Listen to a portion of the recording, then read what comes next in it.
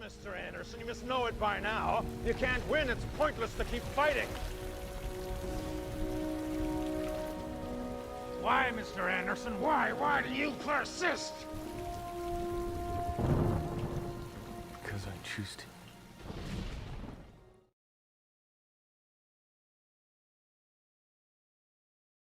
We have the ground alliance that is trying to fight what everyone pretty much knows as the cabal, or the current ruling structure, the secret Earth government and their syndicates, which are in pandemonium right now inside. They're very weak, fractured. So, and then we also have the Secret Space Program Alliance, which is an alliance of people that have broken away from different space program groups and formed an alliance that is working on doing a major data dump. And they have all of the information like Snowden had, which was all recently decrypted.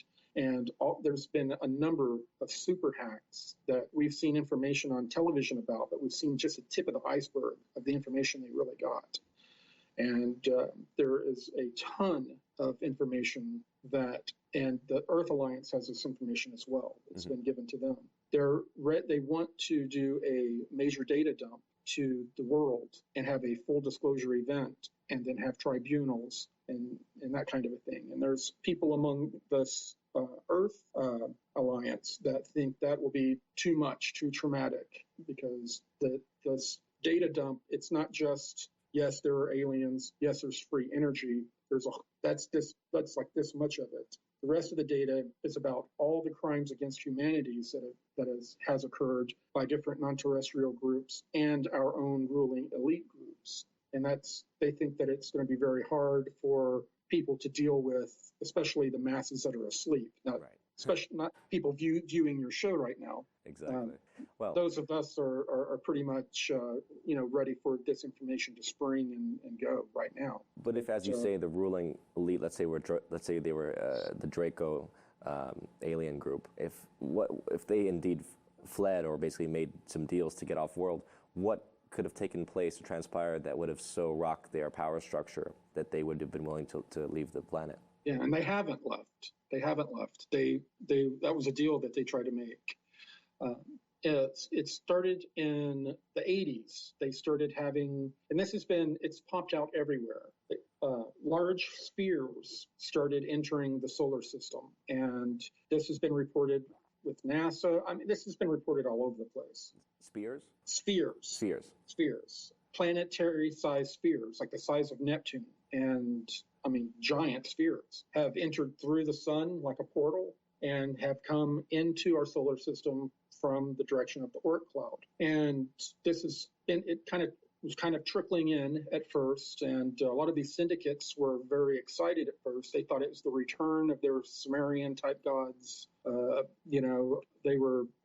They're ancient gods it's a part of one of the major ruling classes' religions. They thought it was the return of their gods. Mm-hmm. They were very excited. And these spheres were not responding to their hailing calls and would not respond to hailing calls or communication requests of other non-terrestrials in the solar system. And these turned out to be spheres that were arriving in our solar system that were they were kind of tools to buffer energy that was starting to come into our solar system. And they were so associated with a higher density extraterrestrial race. And this higher density extraterrestrial race put a quarantine on the entire solar system in the December timeframe of 2014. Mm-hmm. And this was a major game changer for the powers that be. They still are the powers that be, not only in our solar system but in that rule our planet. But the idea is that the higher density that's being brought in is going to basically shift them out of phase, in a sense, to shift them into a position where they cannot keep their power structure, their form, their mental state. Basically, they would disintegrate. Right, and it's this energy.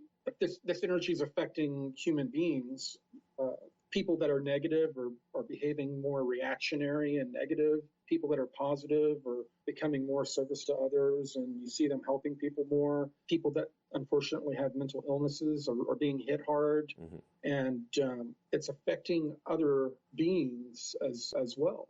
Yeah. So a lot of these actors in this, a lot of the people that have done these crimes against humanity, that did all this stuff, plan to be out of our solar system by the time all of these massive tsunamis of waves filtered throughout our solar system. So it's quite literally the time. They can no longer suppress humanity. Essentially, it's like the clock has run out on them. Right, and pretty much now the ball is in our court.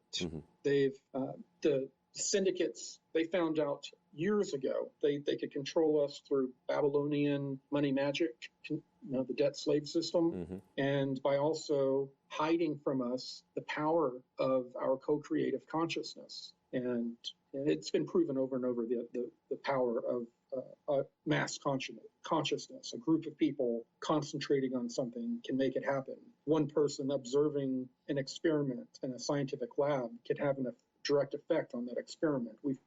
It's been just proven that consciousness has a direct effect on reality. Well, their biggest secret is that our own mass consciousness, our co-creative abilities, that is the secret to their black magic that they use over us. Right. They use movies, they use false flags, they use news media, anything to use hypnotic effect on people and to tap into the unconscious mind and basically keep us in a cycle. They plant the seed in our consciousness, in our mass consciousness, and then they use an event to use our emotion, our broad band of emotions, to catalyze that seed. And then our mass consciousness makes it more likely to happen, or creates that reality for them. So they use us against us. So, and that's why the time is now, as you said, it's in our hands now to actually shift out of it. Corey, how can